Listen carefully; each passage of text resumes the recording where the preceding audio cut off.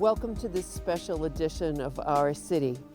I'm the host for today, Donna DeShanes. I have the pleasure of talking to candidate for mayor, Steve DiNatale.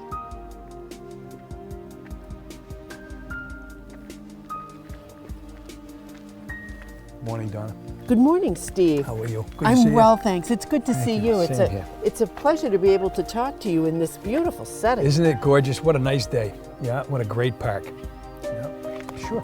Why don't you have a seat? Thank you. And we'll start talking about the city.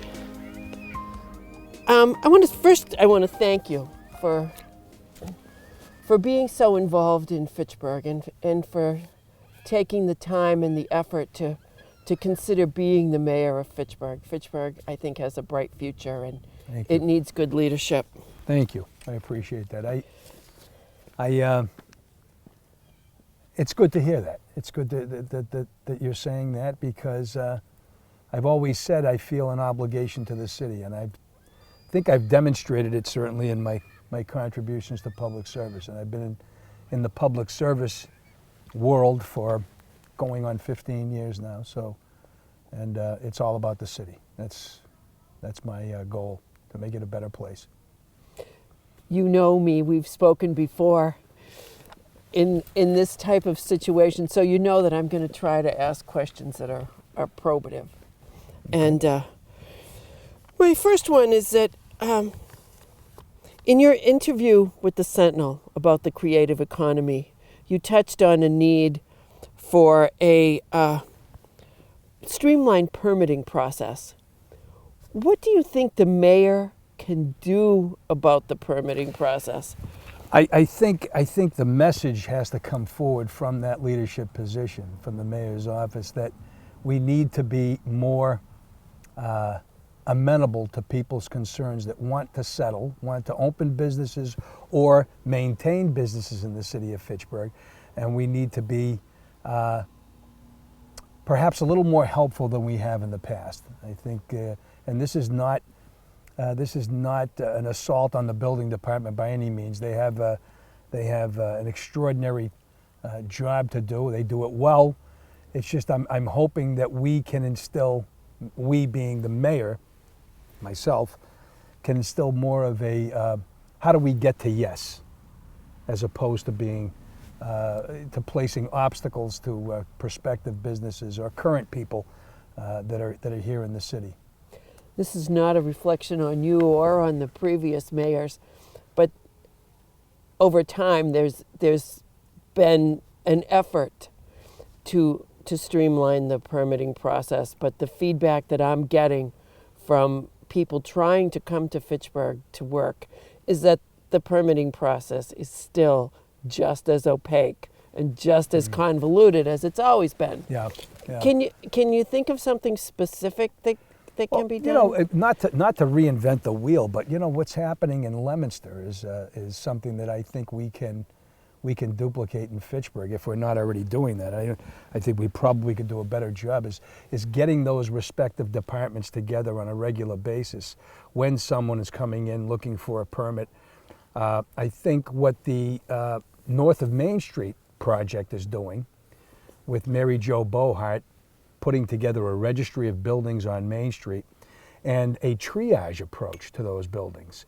In other words, what need, if you're a prospective buyer or renter or whatever you want to call it, to a property on Main Street, we're going to help you with what it looks like in terms of that triage. What's most in need of addressing today, what you can wait in a graduated process, maybe not today, but depending on how your business is doing down the road. If things are going well, you're doing well, then we can look at other issues that you might need to introduce. I think what I've heard from some of the real estate folks is we're not as helpful as we could be in terms of requiring architectural studies, which is costly, very, very costly. And what they're telling me, the real estate folks are telling me, is most municipalities will be helpful in that area. The building department will tell you what you need to do that precludes you from having to expend tens of thousands of dollars in architectural studies. So maybe that's something we can take a look at and see if we can expedite that, make that more user-friendly and more amenable to those people that want to come in. I think we need to do all we can to get these folks from stopping and saying, look, I'm going elsewhere. We need to do something to make sure we've done everything we can to keep them in the city, or to bring them to the city, even better. Another issue that people talk about when they're looking to start a business or relocate a business in Fitchburg is the tax shift. Okay. Yeah. And I mean, some communities do well with a tax shift. I know there are communities along Route 1, for example, that have tax shifts that are twice the amount that Fitchburg has, and they seem to manage to do well, but of course they have Route 1. Yeah. I understand the original incentive to having a tax shift, and that was to save the residential taxpayers, when in fact the result has been the exact opposite. Right. I mean, residential taxpayers now bear 80% of the tax burden in Fitchburg. That's right. What influence do you have over setting the tax shift? I know that's something that's done by the city council. That's right. But That's what right. influence do you have over that process? Well, I think by taking a leadership role and making your case to the council, to the public, I think that makes a great deal of difference. And you know, as the state representative for the last 9 years, a lot of how things happen are before they ever come to a vote. It's what happens behind the scenes. Those phone calls to the city councilors and encouraging them, if that's your position, encouraging them to adopt it and move forward with it. And that's something I think that's incumbent upon the mayor to do that. And I think, as you mentioned, I think the homeowners in the city have to understand something. You are going to be taxed at 2.5% no matter what. We cannot maintain our operating budget without that 2.5%. So what we need to try to do is raise that 20% figure, which is commercial industrial, which is going to drop you as the homeowner from 80 to 75 in a good day. Let's say we go 25, 75. Invariably, the math says you're going to pay less. You're going to pay less. Eventually, yes. Eventually. Now, my proposal is to extend this over a 10-year period, so that if we can move it 2 points each year, we'll get to that point where we're at a single tax rate, and I think overall it will benefit the homeowner. I mean, there's a reason why you look around the area, and we're one of the only ones, I think with the exception of Clinton, that has a dual tax rate. So there's a reason for that. I mean, I think, and the chairman of the president of the Chamber of Commerce has stated that as well. It's a failed approach. It doesn't work. Certainly not working for us. So I think we need to move in that direction. I mean, I can understand how there's a lack of information in the general public about what the tax shift really means to them. Right. But it surprises me when members of the city council are not in favor of reducing the tax shift. Well, I think their concern is the homeowner. I mean, and they feel it would be too burdensome on the homeowner. But as I explained, invariably, if we do this, it will benefit the homeowner. Well, I agree, because there's such an imbalance in the tax burden now that every dollar in reduction for a business is what, 20 cents to a homeowner? Yeah, that's right. That's a good point. Yeah. So I think it's the way we should go. It's and again, people have to understand something. It's not the mayor's call. No. Mayor can, as I said, take a leadership role, encouraging the council to vote a certain way. but invariably it's the council's purview, and it's their responsibility to make that vote. So that's where the lobbying comes in, and impressing upon them the importance of going to a single tax rate, and so that's where the work comes in. That's where the work comes in. Let's talk about public safety now. Sure. Everybody in the community would like to feel safer. There are discussions back and forth about whether or not additional public safety personnel actually make the city safer. But an increased police presence makes everyone at least feel safer. With current salaries, benefits, and ancillaries, the cost of hiring new police officers is in excess of $100,000 a year per officer. If you factor everything in, right? Yeah. It's not about $60,000 in salary. Where does that money come from? Well, it has to come from the operating budget. I mean, unless you're going to add bodies and not. So that's where the challenge. I tell people when I've gone door to door, the challenges are going to be in order to do some of the things we need to do, and we have to prioritize. And I think that's part of the role of the mayor in that leadership role, is to determine through discussions with the population, with the people in the city, what's important to them. And I think public safety is certainly important to them. A well-run city hall is important to them. Those kinds of factors. But in order to increase police and fire, by the way, yes, fire as well, let's not leave them out. The fire department does an outstanding job. We're going to have to find that money, and that's where the challenge is. You have to find it, which means you're going to have to take it from somewhere else. So there are going to be some very, very challenging choices we're going to have to make.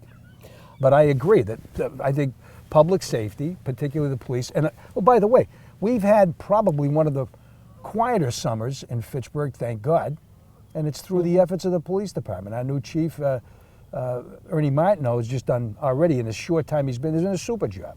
At their current staffing levels, they're doing remarkable work. And I think we can work toward, and again, that's going to be difficult, but it's something that I'm committed to, taking a look at chipping away at some of those needs regarding their headcount. In order to come up with that kind of money, though, it's going to mean making personnel cuts somewhere else. Those are those challenges I was talking about, Donna. Those are the tough choices we're going to have to make. Yep.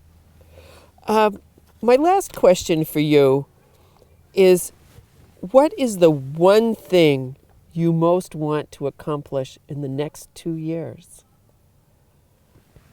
You know what? I think we can improve on people's attitude towards city government in general.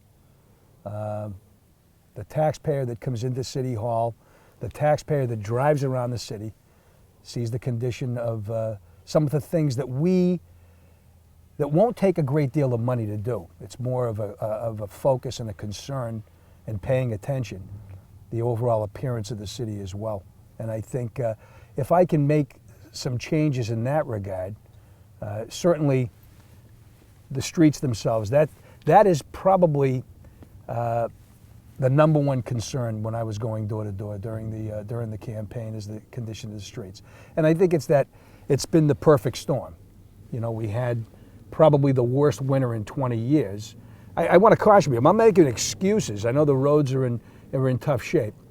But then you couple that with sewer separation, that decree, which we had no alternative from. Yeah. You put that all together, and it really compounds the condition of those streets and how people's concerns and quite frankly just disgusted with some of the conditions of the street. But over this last summer, I think DPW has done an outstanding job in filling some of those areas. I know we would like to be able to come in and pave all these roads. We're talking millions of dollars, tens of millions of dollars. So I think the best that we can work toward, and they have been, is making sure those holes are patched and working toward. We just got $1.3 million from the state, probably the most in Chapter 90 we've ever gotten. That doesn't really pave that many roads. About 3 or 4 miles of roads. So it's not, it's very costly, and it doesn't really address all of the roads. But again, we have an engineering department that determines which roads are most in need. You know, I would pledge to take a look at 10% of free cash to hopefully, which you're talking maybe $200,000 for an additional road, to commit to doing that on an annual basis and see if we can get that way. But again, I'm hoping to accomplish a change in people's attitudes to the city of Fitchburg. So. Excellent. Yeah, thank you. I want to thank you so much for taking the time to come and talk to me on this beautiful day. It really is, isn't it? Yeah, yeah. And I want to remind everyone that voting in the mayoral election is extremely important. It's your city and your future, and I want to thank you for watching.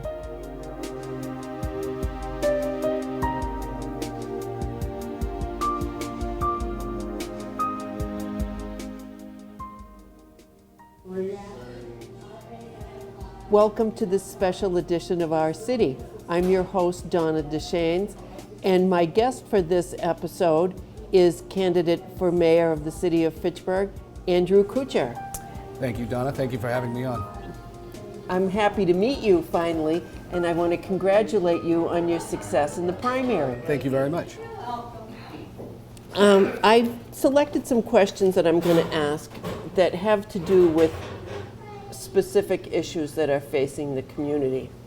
The first one is, in your interview with the Sentinel about the creative economy, a recurring theme was the permitting process in the city of Fitchburg, and what can be done to improve the permitting process. What particular things do you have in mind to make it more transparent and more user-friendly? Well, streamlining the permitting process is really what is necessary. Throughout this entire campaign, I've always used Leominster as kind of as a litmus test of what they do for their businesses and for the creative economy as well. Whenever anybody wants to do something, you know, they have to jump through hoops in order to get anything done. In order to streamline the process, Leominster right now, they do a round table where a new business owner or somebody who wants to open up a business within the city, they sit down with all the heads of the departments, and they really go through exactly what needs to be done. Right now in Fitchburg, you go into the city and you say, look, I want to start a business, or I want to open up a place anywhere in the city. You have to go from department to department to department. There's no easy way to do it. And really, that's what I want to do, is streamline the process. Make it easier for somebody to go in saying, okay, I want to start a business. Well, let's set up an appointment, we'll get everybody together, and we can make it as easy for the person as possible. It's no reflection on you or on previous mayors, but mayors for as far back as I can remember now have said, oh, we're going to streamline the permitting process and we're going to make the city more user-friendly. And the feedback that I'm getting from people who want to start or expand businesses is that it's just as opaque and just as convoluted as it's always been. What do you feel is specifically the mayor's role in that process? Well, as an attorney, and I've helped people start businesses. You know, I've actually helped friends and people that were clients of mine start businesses, and I've seen what works and what doesn't work. Okay. Now, going through the process that the city requires right now, you know, I'm going to be able to basically redline saying, you know, we can streamline this, we can get through this, you know, we can start, you know, looking at what's required and really going through and making it easier. You know, that is what is required, and still remain within the law. You know, what Massachusetts requires. You know, and as an attorney, I have the ability to do that. Excellent, excellent. Another issue that comes up when people are looking to relocate or expand their businesses in Fitchburg is the tax shift. Candidates now are advocating for a zero tax shift. How will you convince residential taxpayers that it's in their interest to move to a zero tax shift? Well, what we have to do is, before we can start that process, we have to start getting businesses into the city, okay? We have to really start advocating for the city, start getting tax incentives for new businesses coming into the city. So when we start working on the taxes, then we'll already have a wider tax base that we can rely on. So it's not going to be such a sticker shock to the residents within the city once we start adjusting the tax rates. You know, that's what is required, and that's the only way we can do it. Because right now, people are strapped. People are really strapped in this city. They need help. And by increasing the taxes on the residents, it's not going to help anybody. We already have a foreclosure problem in Fitchburg. We don't need to make matters worse.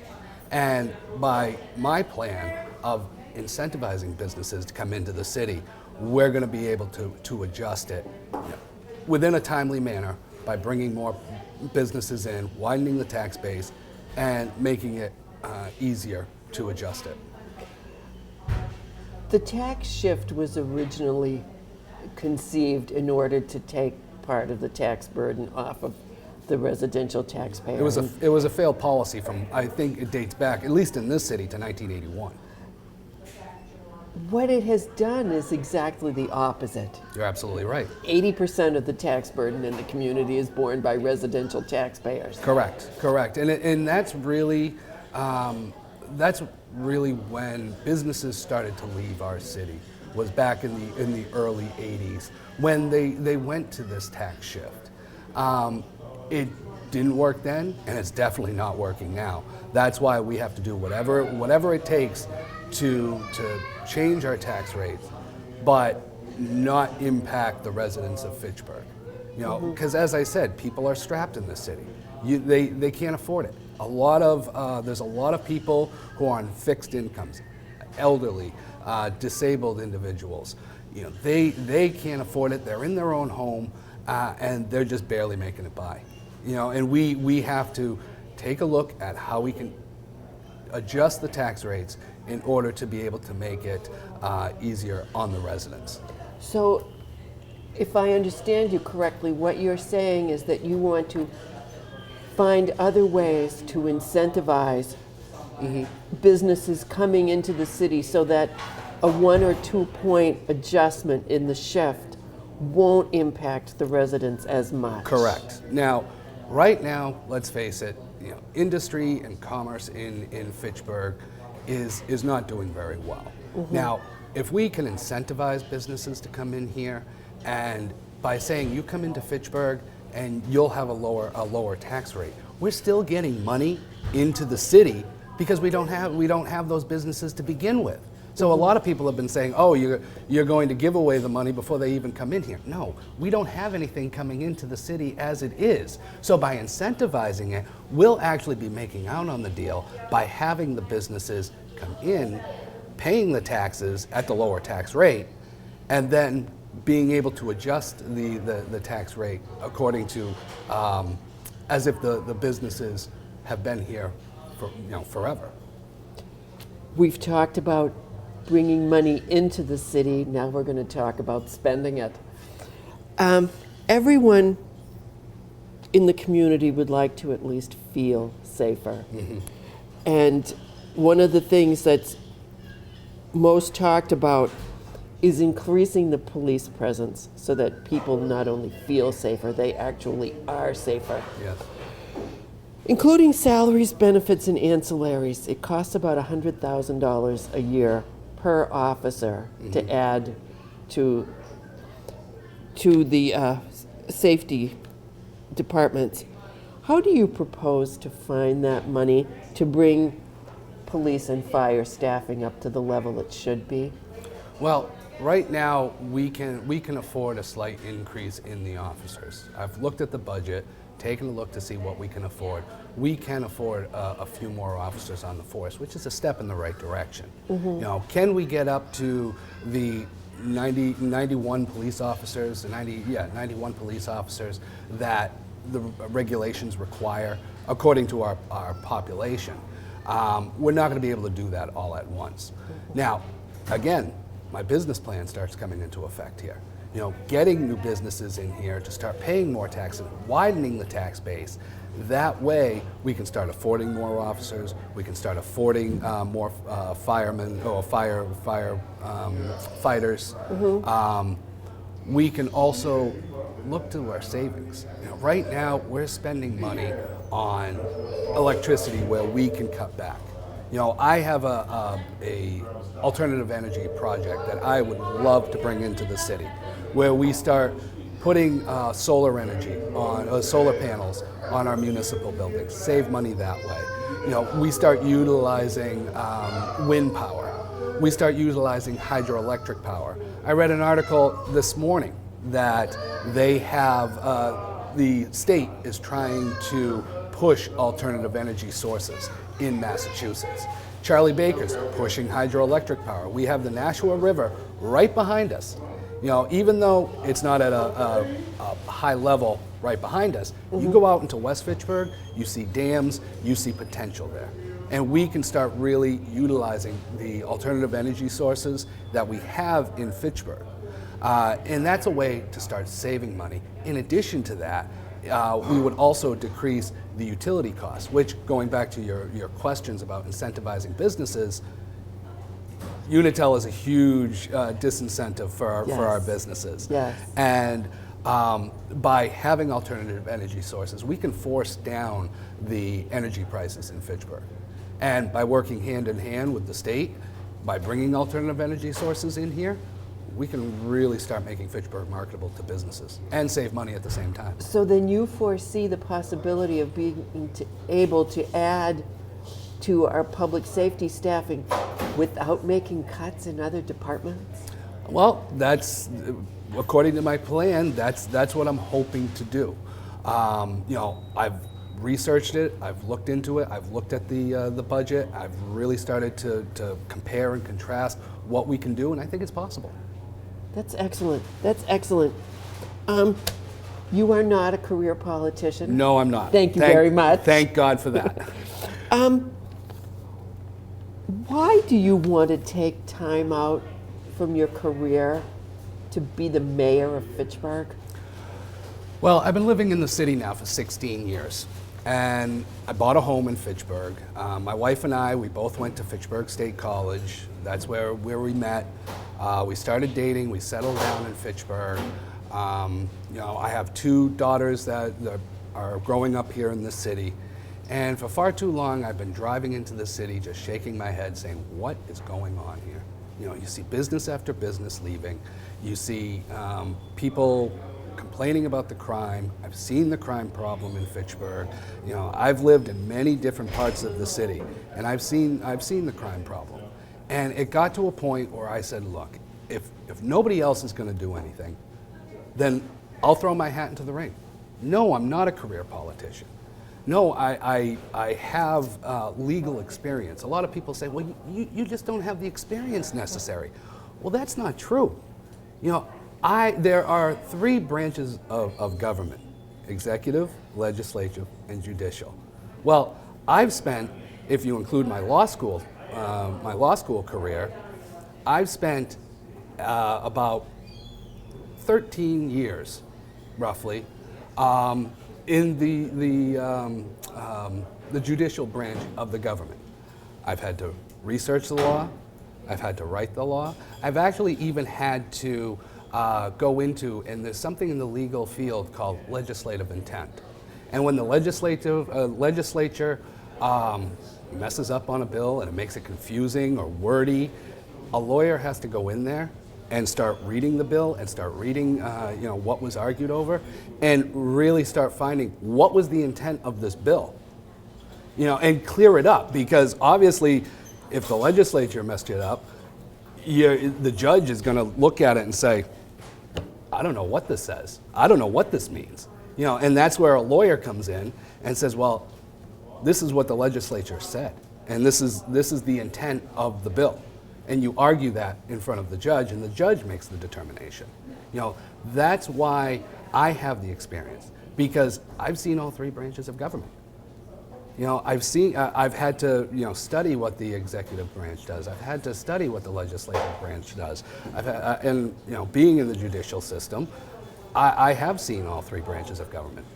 And, you know, I think I have, you know, the most experience and the knowledge in order to do this. I had to go to law school. I had to take a test to prove to the state that I know what I'm talking about and I know the law. I have the credentials to back it up. I say I have my bar card. You know, I have proof through the state that, look, I know what I'm doing here. And, you know, that's why I think I'm best suited for this position. I've been told by more than one person that the bar exam is not a box of chocolates. Oh, pardon me, but it was probably the 3 worst days of my life. I say 3 because technically it's a 2-day exam, but the day before you're worried about it, so I include that as well. So it was the 3 worst days of my life. And by the time you're done, it makes running a campaign seem like nothing, you know, because you're working up to a certain point, you're studying, and by the time it's all said and done, you know, you're just hoping, and you got to wait 6 months before you get the bar results back, and until then, you're just worried about, you know, what grade that you got on the bar exam. Well, now you have only a few more days to wait to find out if you're going to be the mayor of Fitchburg. It's an exciting few days. We got a lot of good things happening in Fitchburg. My kids are very, very excited about Halloween, and we're going to be in and around the city for Halloween doing trick-or-treating, and I asked the people, you know, of Fitchburg to vote for me on November 3rd, you know, for a positive change in Fitchburg. As I said, Couture is for the future. You know, I want to push the future, push Fitchburg into the future. Well, I want to thank you very much. I wish you all the success. I want to thank everyone for watching and remind everyone that this is our city. Please make sure that you make the time to vote on Tuesday. And thank you for watching.